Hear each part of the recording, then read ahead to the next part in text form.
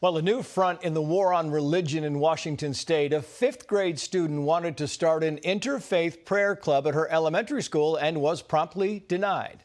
But 1 week prior, the school did grant permission for a pride club.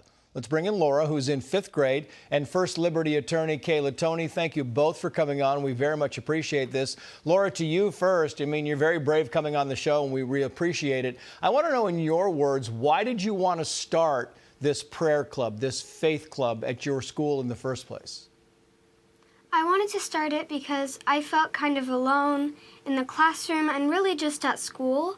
And so I realized I had some friends and I knew some other people that felt the same way. And so I talked to them and I was just like, you know what, it would be a great idea to make a club where people could come together and do good in the community. And so that was kind of the idea of my interfaith prayer club. And it's interesting, Laura, because I read this, and maybe you can correct me. You said that everybody was welcome. Every grade level, everybody was welcome in this faith group. Yeah, anyone who would want to go, anyone who would feel like they just wanted to feel welcome.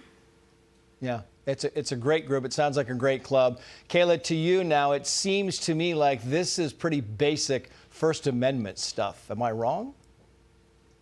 You're not wrong. The First Amendment is clear. The Free Speech Clause and the Free Exercise Clause both protect Laura's ability to pray, to speak about her faith, to gather with other religious students. And the law is clear. If the school allows at least one non-curricular club, no matter what the club is about, it has to allow a religious club. And it's actually viewpoint discrimination to deny a religious club just because it's religious.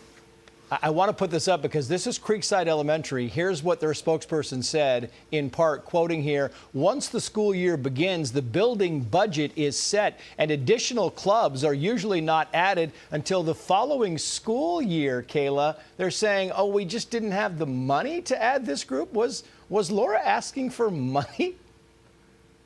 Not at all. She even offered to do fundraisers if necessary.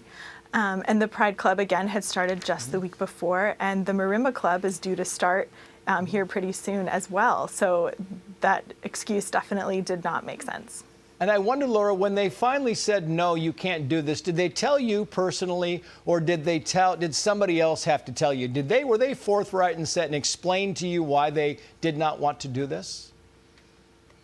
Well, she kind of told me no when I had a meeting with her, but it wasn't very clear why, and it just didn't really make sense.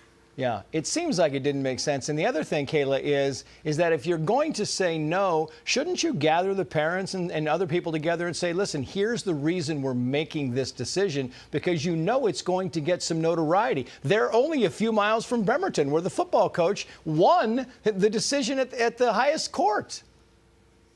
Exactly, and I'm so glad you mentioned that, because the Supreme Court made it very clear that the First Amendment protects students and employees' freedom and ability to live out their faith publicly, to pray, to exercise their faith. It's not something we have to hide as Americans, because we have those strong protections of the First Amendment.